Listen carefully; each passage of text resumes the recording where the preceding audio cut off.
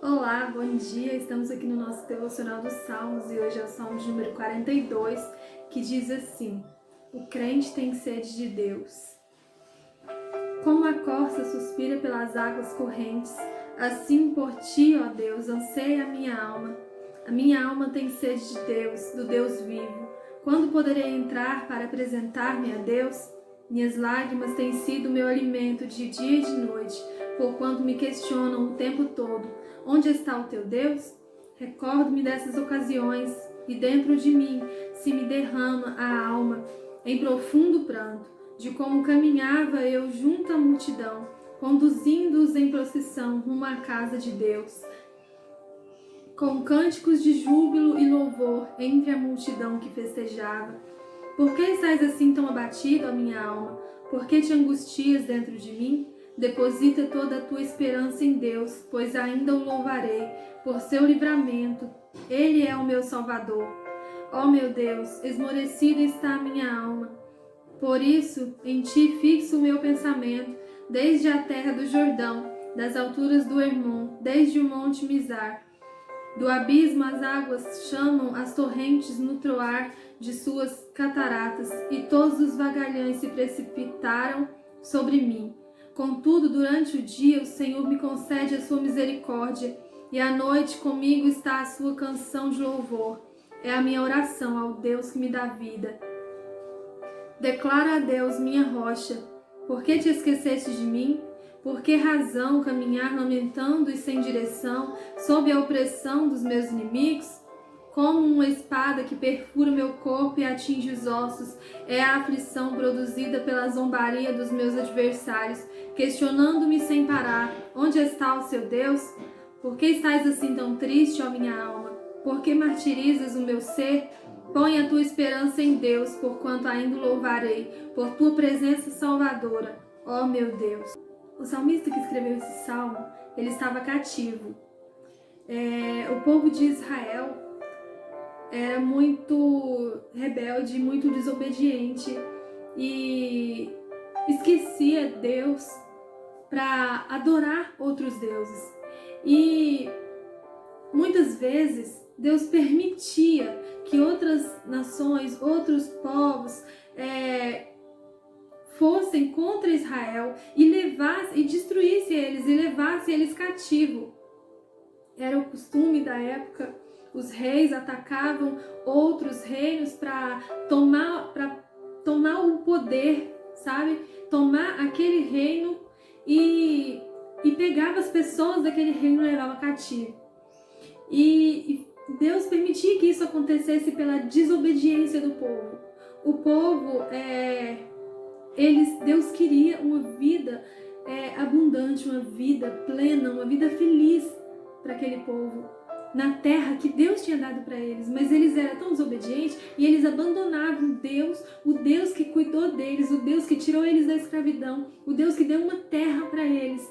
Eles abandonavam esse Deus para adorar outros deuses, deuses falsos. Isso entristecia muito a Deus, e várias vezes Deus permitia que o povo fosse levado cativo. E na época desse salmista, aqui não fala quem é, fala que é dos filhos de Corá, mas não fala o nome. Então esse salmista, ele estava nessa época que tinham sido levados cativo, como diz aqui na explicação. Olha, o autor deste salmo desempenhava liderança espiritual e litúrgica sobre o povo no templo, ou seja, ele era um líder espiritual. Como ele diz aqui no versículo 4, ele diz assim, lembro-me de quando eu caminhava junto à multidão, conduzindo-os em procissão rumo à casa de Deus. Então ele conduzia o povo ao louvor, à adoração. Ele era um líder espiritual. E aí diz assim: mas fora levado cativo pelos arameus numa de suas invasões de Judá. Então esses arameus invadiu Judá, invadiu ali aquele povo de Deus, ali o lugar daquele povo de Deus, e levou muitos cativos. E esse salmista foi um dos cativos.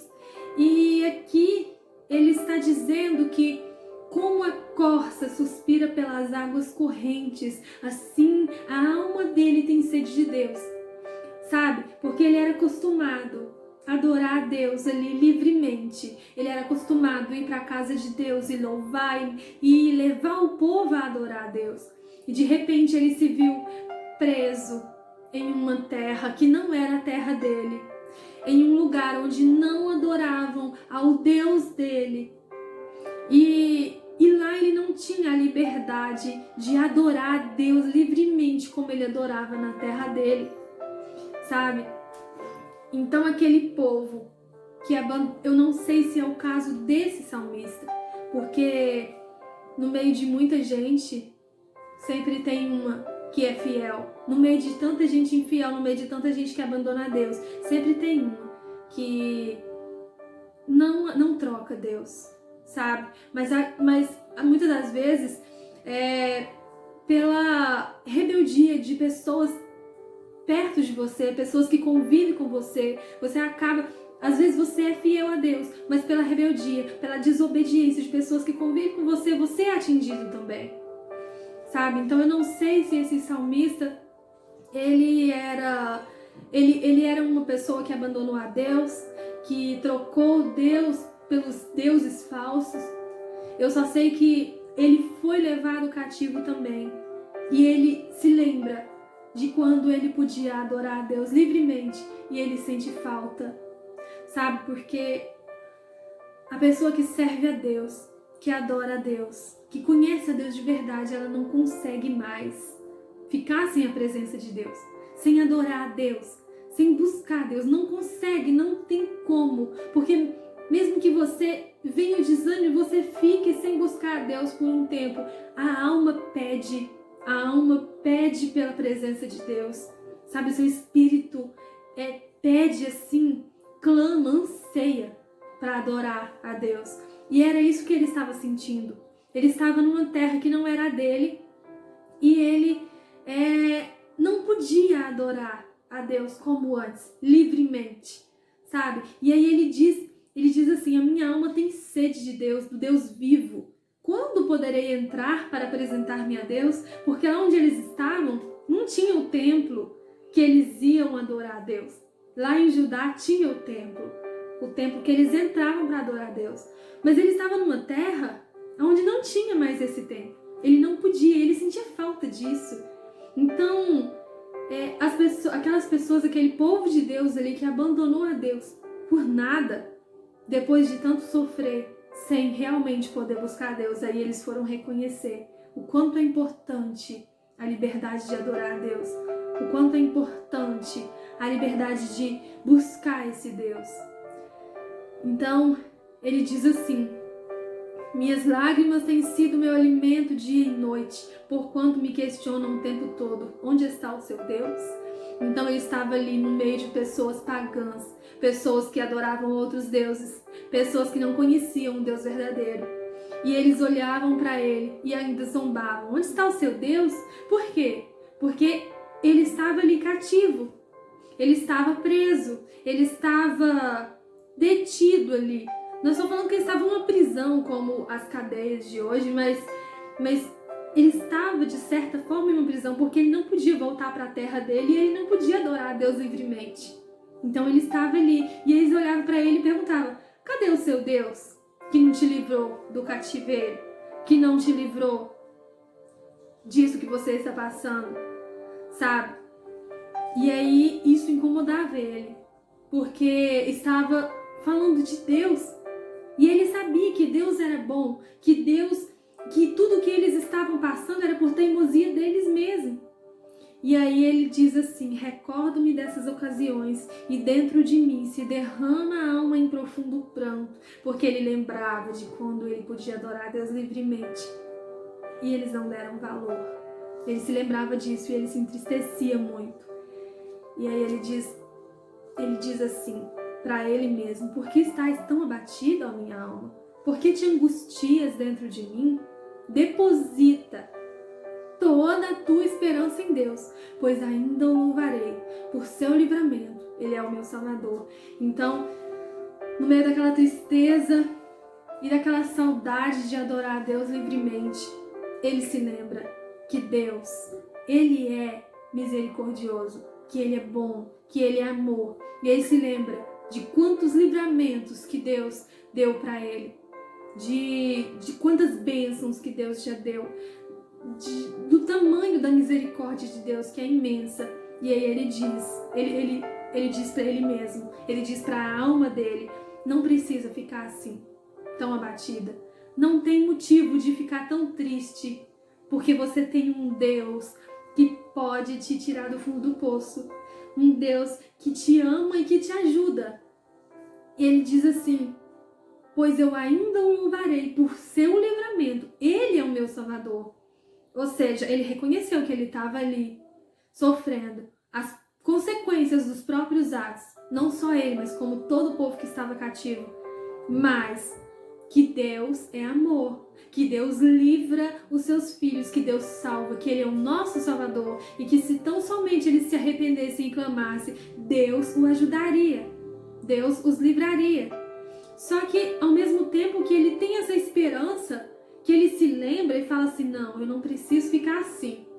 Eu confio em Deus, eu deposito minha confiança em Deus. Logo vem aquela tristeza. Por quê? Porque ele estava tentando ter esperança, mas o problema ainda não tinha passado. E aí ele fala: Senhor, minha alma está esmorecida. E aí ele diz assim: por isso em ti fixo o meu pensamento. Então, ou seja, Senhor, eu estou triste, eu continuo triste. Eu deposito a minha confiança no Senhor, mas eu continuo triste. Mas eu vou depositar o meu pensamento em ti, porque eu sei que tu pode me livrar. E aí ele diz assim, lá no versículo 8: contudo, durante o dia o Senhor me concede a sua misericórdia, e à noite comigo está a sua canção de louvor. É a minha oração ao Deus da minha vida.